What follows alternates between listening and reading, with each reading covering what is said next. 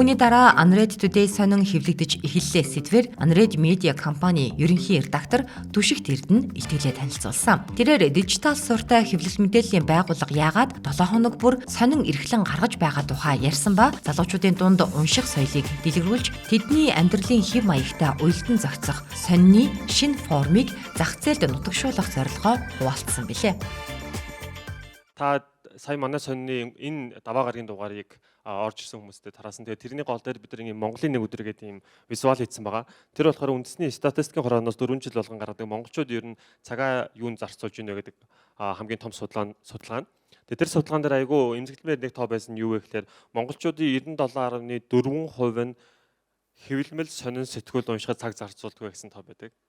Тэгэхээр Монгол хүн тутмын 100 хүн тутмын 2 хүн нь хэвлэмлээр сонин сэтгүүл ном уншдаг байх нэ. Миний зүгээр хувийн үзэл бодол бол энэ Монголд юмнууд болж бүтггүй байгаа, нийгэм бага асуудалтай байгаа, нийгэм юм ороо босгой байгаа нь бол ерөөсөө хүмүүс юм уншихгүй байгаатай холбогдож байгаа гэж ойлгож байгаа. Ялангуяа залуучуудад маань бас тийм унших сонирхолтой формат байхгүй байна уу да гэж харж байгаа. Хэвлэл мэдээллийн салбар дээр ч юм уу хүмүүс яг агуулга контент те сториг айгүй их сайн ярьдаг ч гэсэн ингээд орчин цагт хүссэн хүсээгүй ингээд сошиал медиа айгүй хөгжсөн энэ цаг үед бол бид нар visual гэдэг юм харагдцыг айгүй тутун үнэлээд байгаа юм шиг санагдаад байгаа. За тэгээ үр дүнд нь одоо бид нар 7 хоног тутмын даваа гараг болны нэгдлийн өглөө Unread Today нэртэй 7 хоног тутмын тогтмол хэвлэлээ хэвлээд одоо 2-3 дахь сар руугаа орж ийн. Энэ бол бидний өнгөрсөн хугацаанд хийсэн зарим сонингуудын нүүр нь байна.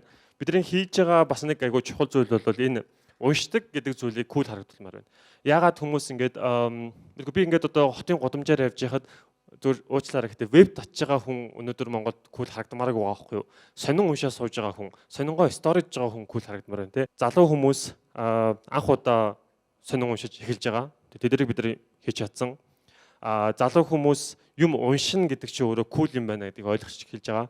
Залуу хүмүүс юм уншаад сууж байгаа хүн гэдэг бол бас кул юм байна гэдгийг ойлгож чадж байгаа. Тэгээ энэ бол бидний болон манай редакцийн хийсэн хамгийн том амжилт болов уу гэж бодож байгаа юм. Ийм уламжлалт медианууд бол уучлаарай гэхдээ ямар жоохон сул тал харагдаж байна вэ гэхээр хитрхийн энэ найрлаган дээр анхаарад дататай, жинтэй, факт чекингтэй, үнэн бодиттой зөв байх хэрэгтэй гэдэг анхаарч байгаа. Окей болж байгаа те.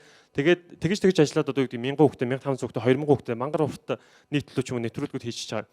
Тэгээ хамгийн чухал юм энэ тавгалтаа марчаад байгаа. Шинэ медианууд болохоор юун дээр анхаардаг вэ? Тавгалтан дээр анхаарад амар гоё гэлцал юм гээл амар гоё хүүхдээ рил гээл ингээл гоё явчихдаг. Нөгөө талаа найрлага марчаад байгаа. Тэгэхээр Unread-ийн хийж чадах бид хамгийн гол зүйл нь юу вэ гэхээр энэ найрлага тавгалалт буюу агуулга дизайн гэдэг хоёр юмыг хослуулж чадаад медиа кул байж болт юм а. Медиа секси байж болт юм а. Медиад ажилддаг хүмүүс гоё харагдаж болт юм а. Медиа өөрөө уйтгартай байх ёсгүй маа гэдэг энэ шинэ соёлыг авчирч чадна гэдэгтээ итгэлтэй байгаа.